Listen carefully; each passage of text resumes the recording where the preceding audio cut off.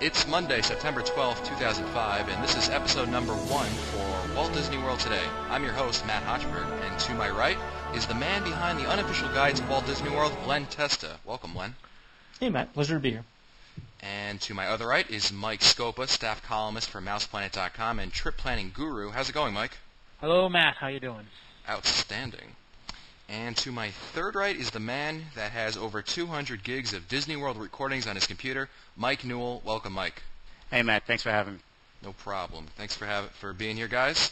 And today, of course, we're talking about the Food and Wine Festival. It's coming up in a few short weeks at Epcot. The Food and Wine Festival is being held September 30th through November 13th. There are a number of great events that are being held throughout the duration of the event, including wine tastings, food tastings, and a lot of musical entertainment. Now, Len, the meat and potatoes of Food and Wine is the exhibits that are all over the World Showcase. Which ones are not to be missed, and which ones should we run in the opposite direction of? Well, it depends on your taste in cuisine, Matt. I think some of the best ones, for me at least, were the offerings in China, which includes dan dan noodles and chicken sha sha. New Zealand has mussels and lamb chops if you're into something a little bit more exotic.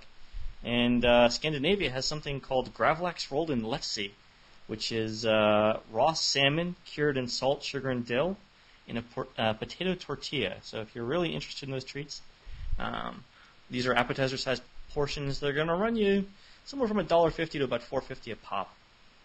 So those are all pretty interesting. I think for most people, it's probably the most interesting part of Food and Wine. What was the name of that dish again? It's gravlax rolled in lefse. It's from the Scandinavia Pavilion. It was apparently so popular last year that it's back this year. Wow, it just rolls off the tongue when you say it. Gravlax. Just like Mom used to make. Mouse Planet Mike, I've heard a lot about the Race for the Taste 10K Marathon. Why don't you tell us a little bit about it? Matt, that used to be known as the Disney 10K Classic.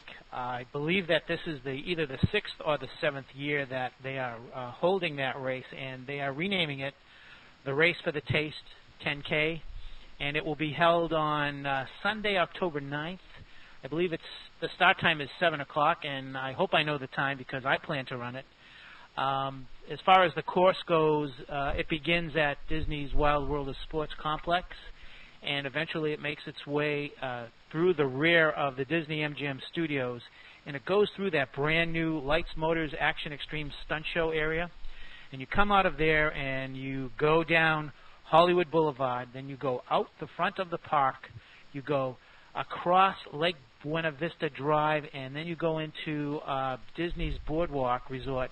You make your way around there, and then you enter Epcot's World Showcase through the international gateway between the United Kingdom and France, and then the runners will finish the race by going counterclockwise around World Showcase and finishing right near Spaceship Earth, maybe in front of Epcot. So that's it's going to be an exciting race.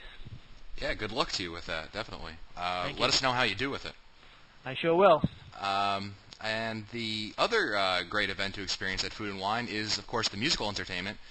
Mike Newell, tell us who is appearing this year and what we can expect to see and hear. Well, Matt, if you're like me, you love music. And Epcot's not going to have a shortage of entertainment at Food and Wine this year. It's called Eat to the Beat. And this year, the scheduled performers include Kansas from September 30th through October 2nd.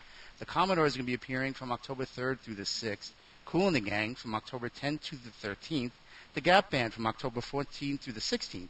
Starship, remember them, from October 20th to the 23rd. A personal favorite of mine, the Beach Boys, will be there on October 24th and 25th. Chubby Checker is going to be there from November 1st to the 4th. Loverboy from November 8th through the 10th. And Three Dog Night from November 11th and through the 13th.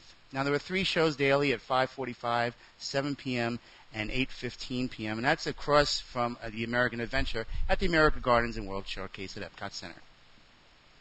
Wow. I know I'll be looking forward to seeing Kansas and maybe. Doesn't Loverboy have something Did to you say lose on Loverboy? NBC between that? Loverboy? Loverboy, November 8th. We'll all be I mean, really, nothing says Food and Wine Festival like Canadian rock bands. That's what I always say. Well, we should definitely do a live podcast show right from the Loverboy set over there. Where's my bandana? Where did I put my bandana? We could probably get front row very easily. Well, guys, that's it for us today. This has been episode 1 of Walt Disney World Today. Be sure to visit the Walt Disney World Today website at www.wdwtoday.com for the show notes, as well as the ability to send us all your comments about this brand new podcast. As always, you can look for our new shows on Mondays and Fridays of every week. For Len Testa, Mike Scopa, and Mike Newell, I'm Matt Hochberg. We'll see you next show.